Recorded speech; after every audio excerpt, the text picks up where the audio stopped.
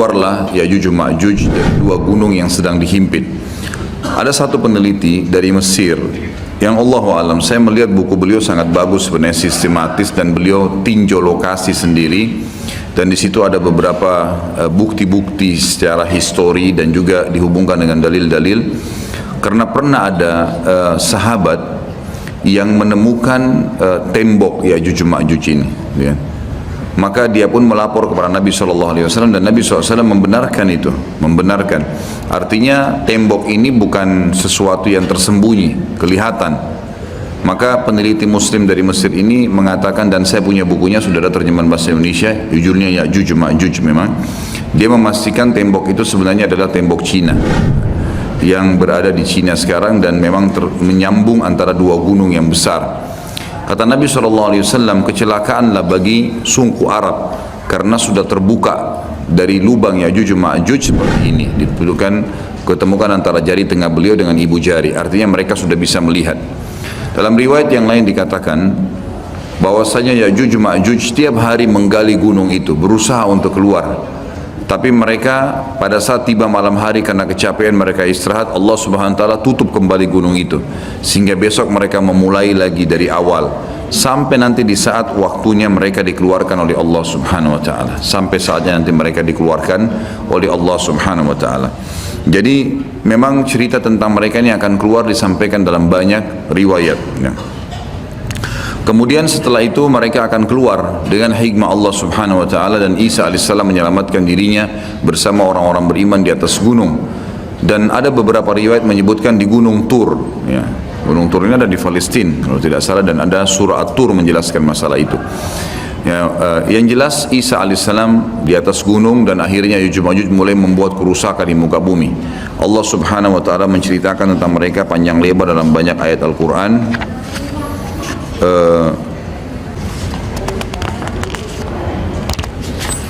Ya. Baik. Yang jelas diceritakan dalam Al-Quran tentang cerita mereka Ya'juj Ma'juj ini, dan mereka akan keluar tepatnya di surah Al-Anbiya ayat 96 sampai 97. Dan yang pegang buku ada di halaman 82 itu. A'udzubillahi minasyaitonirrajim. Hatta idza futihat Ya'juj wa Ma'juj hum min kulli hadabin yansilun waqtarabal wa'dul haqq fa idza hiya syakhisatun absarul ladina kafaru ya wailana qad kunna fi ghaflatin min hadza bal kunna zalimin. Hingga apabila dibukakan tembok Ya'juj Ma'juj dan mereka turun dengan cepat dari seluruh tempat yang tinggi, dan telah dekatlah kedatangan janji yang benar, maksudnya hari kebangkitan, maka tiba-tiba terbelalaklah mata orang-orang kafir. Mereka berkata, aduhai celakalah kami, sungguhnya kami dalam kelalaian tentang ini, bahkan kami orang-orang yang zalim. Kata para ulama tafsir, maksudnya adalah orang-orang kafir pun bingung, dari mana nih manusia-manusia, kenapa kok membunuh semuanya? Walaupun mengatakan kami mau jadi pengikut kalian, tetap dibunuh, tidak diterima. Dan Nabi SAW menyebutkan ciri-ciri mereka. Mereka memiliki rambut yang keriting, yang mata mereka, bola kelopak mata mereka besar dan mata mereka kecil, gitu. Kemudian mereka memiliki kulit yang mendekati kekuning-kuningan, ya, kekuning-kuningan. Ini riwayat yang menjelaskan tentang postur tubuh, dan mereka tidak terlalu tinggi dan tidak terlalu pendek seperti manusia biasa, cuma mereka sangat beringas, dan mereka pada saat menemui siapapun mereka membunuhnya. Termasuk dalam riwayat dikatakan mereka akan memakan ular, kalajengking, semuanya akan dimakan, gitu. Dan mereka membunuh semua yang ditemui, termasuk pada saat mereka sudah membunuh orang-orang yang ditemui, hewan-hewan, semuanya dibunuh, diberantas di muka bumi ini. Maka mereka pun akhirnya mengangkat anak-anak panah mereka mengarah ke langit. Lalu dengan fitnah, Allah SWT berikan fitnah, jatuhlah anak-anak panah tersebut dengan berlumuran darah. Maka mereka mengatakan dalam riwayat Bukhari, qatalna man fil ardi wa qatalna man fis sama. Kami telah membunuh semua yang di bumi dan telah membunuh semua yang di langit. Maka mereka betul-betul membuat kerusakan di muka bumi. Maka Isa alaihissalam pada saat itu berdoa kepada Allah Subhanahu wa taala agar menghukum atau mematikan mereka. Maka diijabahlah doa Nabi Isa alaihissalam. Tapi di sini Allahu alam tidak disebutkan berapa lama. Tapi ini kalau dilihat dari mereka menguasai dunia, mereka memenuhi seluruh muka bumi ini dengan penuh, ya, sampai waktu mereka mati nanti seluruh muka bumi ini kata Nabi SAW dipenuhi oleh jasad mereka. berarti penuh luar biasa, jumlahnya banyak. Ini tidak akan memakan waktu 1 tahun 2 tahun ini, gitu kan. Ini akan bisa belasan mungkin puluhan tahun, Allahu alam, gitu. Sampai akhirnya mereka sudah tidak ada yang bisa menampung lagi, maka Isa alaihissalam berdoa kepada Allah subhanahu wa ta'ala agar Allah mematikan mereka, dan akhirnya Allah subhanahu wa ta'ala mengeluarkan memberikan kepada mereka hama. Sebagian riwayat menjelaskan seperti serangga kecil yang keluar dari leher mereka, yang akhirnya membuat mereka mati semua serentak dengan satu kali mati.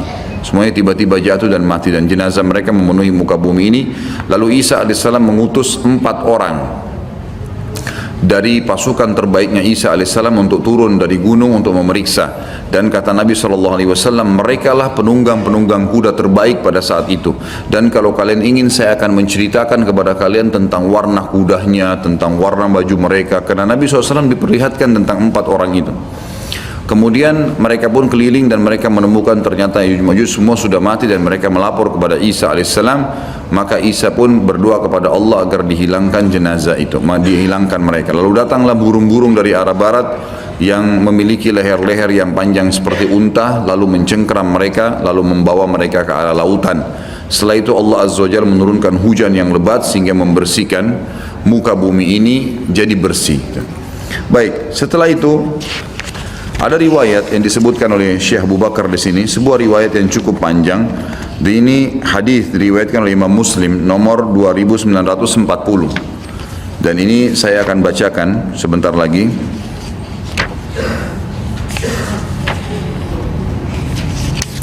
Yang bunyinya kata Nabi SAW, "Yakhrujud dajjalu fi ummati fayamkuthu arba'in.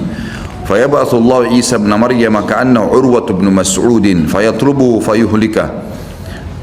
ثم يمكث الناس 7 سنين ليس بين اثنين عداوة ثم يرسل الله ريحا باردة من قبل الشام فلا يبقى على وجه الأرض من في قلبه مثقال ذرة من خير أو إيمان إلا قبضته حتى لو أن أحدكم دخل في كبد جبل لدخلته عليه حتى تقبضه فيبقى شرار الناس في خفة الطير وأحلام السباع لا يعرفون معروفا ولا ينكرون منكرا ويتمثل لهم الشيطان فيقول ألا تستجيبون فيقولون فماذا تأمرنا فيأمرهم بعبادة الأوثان وهم في ذلك دار رزقهم حسن عيشهم ثم ينفخ في الصور فلا يسمعه أحد إلا أصغى ليتا ورفع ليتا وأول من يسمعه رجل يلوط حوض إبله قال فيسعق ويسعق الناس ثم ينزل الله مطرا كأنه الطل فتنبت منه أجساد الناس ثم ينفخ فيه أخرى فإذا هم قيام ينظرون ثم يقال يا أيها الناس هلم إلى ربكم وقفوهم إنهم مسؤولون sebagaimana ayat jelaskan itu ثم يقال أخرجوا بعث النار فيقال من كم فيقال من كل 1999 فذلك يوم يجعل الولدان شيبا وذلك يوم يكشف عن ساق. Artinya Dajjal akan keluar di tengah-tengah umatku dan ia akan tinggal selama 40. Ini tadi sudah saya jelaskan, sekitar ada yang mengatakan 40 tahun, ada yang mengatakan 40, tapi riwayat lain menjelaskan 40 hari, tapi hari pertamanya setahun, hari keduanya sebulan, hari ketiganya sepekan, dan sisa harinya seperti hari-hari kalian. Lalu Allah membangkitkan Isa putra Maryam, ia mirip sekali dengan Urwah bin Mas'ud, ada sahabat Nabi. Maka Isa mencari Dajjal dan kemudian membunuhnya. Setelah itu manusia tinggal selama 7 tahun tanpa ada permusuhan di antara mereka. Kemudian Allah meniupkan angin dingin dari arah negeri Syam. Nah, ini saya ingin jelaskan. Jadi pada saat terjadi Isa alaihissalam sudah membunuh Dajjal dan terjadi keadilan di muka bumi, kata ulama hadis, makna hadis ini adalah setelah itu Isa alaihissalam berjalan. Ada riwayat menjelaskan Isa menyebarkan, berhukum selama 40 tahun. Lalu Isa alaihissalam menjadi hakim sampai Isa alaihissalam meninggal dunia. Pada saat Isa alaihissalam meninggal dunia, maka terjadilah tanda-tanda kiamat yang lain, yang tadi, ini kan yang sudah saya sebutkan urutannya.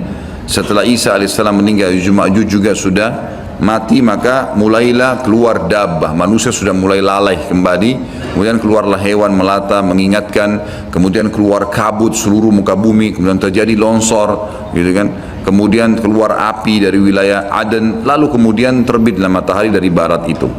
Namun ada satu dari hadis ini disebutkan, pada saat ya, terbit matahari dari barat, ya, di sini ada kejadian lain yang ulama sebagian masukkan ke tanda-tanda hari kiamat, sebagiannya mengatakan ini bukan, cuman pelengkap, tapi anggap kita masukkan tanda-tanda hari kiamat sehingga ini yang nomor 12.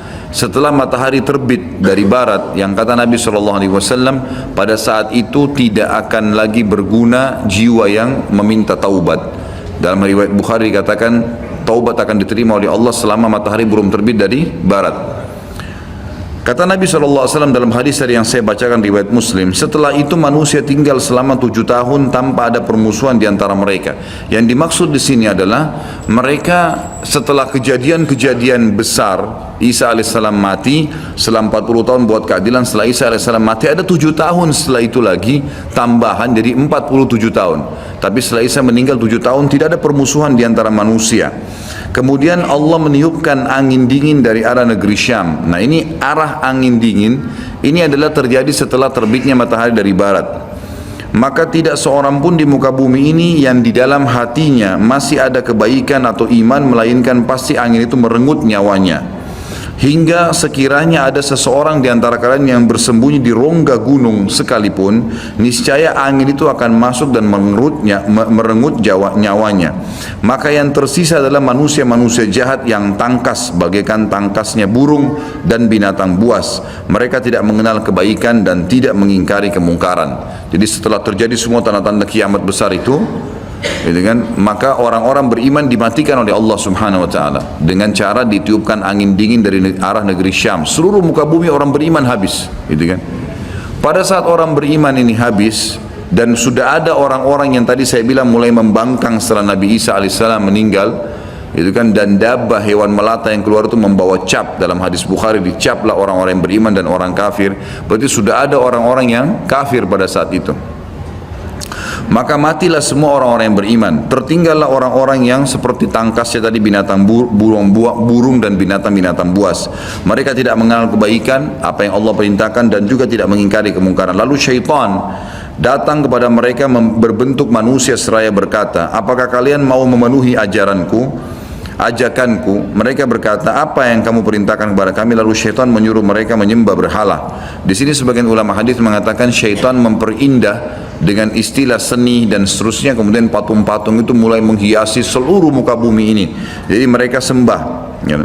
Lalu syaitan menyuruh mereka menyembah berhala, padahal harta kekayaan mereka melimpah ruah pada saat itu, dan kehidupan mereka semuanya sejahtera. Mereka sebenarnya penuh, semua luar biasa, kehidupan sangat luar biasa. Kata ulama hadis, nggak ada lagi orang miskin pada saat itu. Kemudian ditiuplah sangkakala oleh malaikat Israfil, dan tidak ada seorang pun yang mendengarnya melainkan menoleh melongokkan lehernya sambil mendengarkan. Dan orang pertama yang mendengarnya adalah seorang laki-laki yang sedang membersihkan badan untanya. Rasulullah SAW melanjutkan, lalu ia pun pingsan tersentak. Artinya mati maksudnya di sini, dan manusia pun pingsan tersentak, semuanya juga mati. Setelah itu Allah Subhanahu wa taala menurunkan hujan seperti hujan gerimis yang dengannya jasad-jasad manusia tumbuh kembali. Lalu trompet sangkakala ditiup sekali lagi, maka dengan serta-merta manusia bangkit sambil menunggu. Lalu dikatakan, hai manusia, marilah pergi menuju ke Tuhan kalian. Itulah sesuai dengan firman Allah, dan dikatakan kepada para malaikat, hentikanlah mereka, aturlah mereka di hadapan Tuhan, karena mereka akan ditanya. Setelah itu diperintahkan, keluarkanlah bagian untuk neraka. Dari orang-orang hadir ini masukkan ke dalam neraka. Dikatakan oleh para malaikat kepada Allah, dari berapa? Jika dijawab, dari setiap 1999. Itulah hari yang mana anak-anak bisa menjadi beruban, dan itulah hari di mana betis akan disingkapkan. Tapi dari saksi bahasan kita adalah masalah tadi, ya, Dajjal akan membuat kerusakan, kemudian beberapa kasus yang berhubungan dengan masalah kita ini. Tentu dari 11 tadi tanda-tanda hari kiamat ini sudah saya jelaskan secara global semuanya, dan ada tambahan lagi satu berhubungan dengan riwayat dan tidak disebutkan oleh Syekh Abu Bakar Siddiq rahimahullah. Hadis-hadis sahih riwayatkan Imam Bukhari, Imam Muslim tentang adanya dhu sakain, ya.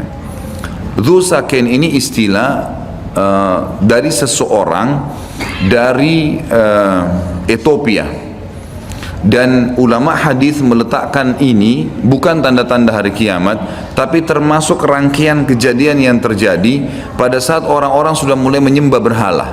Jadi tadi itu sebelum terjadi kiamat, orang-orang mulai menyembah berhala kembali sampai akhirnya Allah tiupkan sangkakala. Pada saat terjadi fase itu, ada satu orang dari Ethiopia yang datang menuju ke Mekah. Lalu dia menghancurkan Ka'bah batu demi batu. Kata Nabi SAW, akan datang seseorang yang dhu sakain, maksudnya sak ini betis. Betisnya kecil sekali orang itu, saking kurusnya. Dan tidak ada lagi orang menyembah Allah pada saat itu. Orang tidak tahu lagi nilainya Ka'bah. Maka tidak ada lagi orang beriman, semua sudah diambil ruhnya dengan dimatikan tadi dengan angin itu. Maka tidak ada yang tahu nilainya, dia pun datang lalu dia mencabut-cabut. Kata Nabi SAW, saya diperlihatkan oleh Allah pada saat dia mencabut-cabut bantu Ka'bah itu dan akhirnya membuatnya rata dengan tanah, gitu kan. Ini termasuk kejadian yang terjadi pada saat memang sebelum ditiup sangkakala. Ini tambahan informasinya, gitu kan. Seperti itulah. Jadi ini tanda-tanda kiamat semua yang pasti akan terjadi sampai nanti akan dibangkitkannya manusia, gitu kan. Dalam riwayat lain, riwayat Imam Muslim nomor 2949 di halaman 89, kalau teman-teman yang pegang buku, la taqumus sa'a illa ala syirarin nas. Tidak akan pernah terjadi hari kiamat, ya, sampai, ya, kecuali pada orang-orang yang jahat, kecuali pada orang-orang yang jahat. Ada beberapa dalil yang saya akan bacakan sebagai penutup dalam bahasan kita sebelum pindah ke dalil aklinya tentunya. Tadi sampai terakhir saya baca surah An-Naml ayat 82 dan akhirnya saya hubungkan dengan tanda-tanda hari kiamat di halaman 82. Sekarang saya bacakan juga Anbiya 96-97 sudah saya bacakan tadi, Ya'juj Ma'juj. Sekarang saya bacakan surah Az-Zukhruf ayat 57 sampai 61 yang bunyinya a'udzubillahi minasyaitonir rajim walamma duriba ibnu maryam mathalan idza qaumuka minhu yasiddun wa qalu alihatuna khairun amhu ma darabuhu laka illa jadala bal hum qaumun khasimun in huwa illa abdun an'amna alaihi wa ja'alnahu mathalan li bani Israil walau nasha'u laja'alna minkum malaikatan fil ardi yakhlufun wa innahu la'ilmun lis-sa'ati fala tamtarunna biha wattabi'un hadha siratun mustaqim. Dan tak kala putra Maryam Isa dijadikan alaihissalam perumpamaan. Jadi Nabi Isa AS diceritakan oleh Nabi SAW di Mekah, orang-orang Quraisy, kaum Muhammad bersorak-sorak karenanya, jadi mengolok-olok, dan mereka berkata, mana yang lebih baik, Tuhan-Tuhan kami ini yang kami sedang sembah patung-patung, atau Isa yang sedang kau ceritakan hai Muhammad? Mereka tidak memberikan perumpamaan itu kepadamu melainkan dengan maksud membantah saja. Sebenarnya mereka adalah kaum yang suka bertengkar. Isa tidak lain hanyalah seorang hamba yang telah kami berikan kepadanya nikmat kenabian dan kami jadikan dia sebagai tanda bukti kekuasaan Allah untuk Bani Israel. Dan kalau kami kehendaki, benar-benar kami jadikan sebagai gantimu, ganti kalian semua hai manusia, di muka bumi ini malaikat-malaikat yang turun-temurun bisa juga saya ciptakan, kata Allah seperti itu. Dan sungguhnya turunnya Isa itu pertanda akan datangnya hari kiamat. Karena itu janganlah kamu ragu-ragu tentang kiamat itu dan ikutilah aku, inilah jalan yang lurus. Tapi saksi bahasan dari panjang ayat ini adalah turunnya Isa merupakan pertanda datangnya hari kiamat. Jadi menguatkan apa tadi yang kita sebutkan, tanda-tanda hari kiamat itu. Kemudian surah Az-Zumar diangkat oleh beliau ayat 68 sampai 70 yang bunyinya a'udzubillahi minasyaitonir rajim wa nufikha fis suri fa sa'ika man fis samawati wa man fil ardi illa man syaa Allah thumma nufikha fihi ukhra fa idahum qiyamun yanzurun wa asyraqatil ardu bi nuri rabbiha wa wudi'al kitabu wa ji'a bin nabiyyin wasyuhada'i wa qudiya bainahum bil haqqi wa hum la yudhlamun wa uffiyat kullu nafsin ma 'amilat wa huwa a'lamu bima yaf'alun. Yang artinya dan ditiupkan sangkakala, maka matilah siapa yang di langit, siapapun di langit dan siapapun di bumi, kecuali siapa yang dikehendaki oleh Allah. Ulama tafsir mengatakan yang tidak masuk dalam meninggal pada saat itu adalah Jibril, Mikail dan Israfil.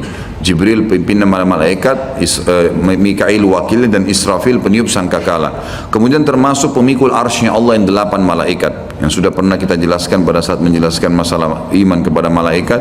Kemudian juga masuk dalamnya semua bidadari dan bidadara yang ada di surga, pelayan-pelayan di surga itu juga tidak masuk atau masuk dalam firman Allah kecuali siapa yang Allah kehendaki. Tapi semua manusia, semua jin, semua hewan, tumbuh-tumbuhan ini semua akan hancur.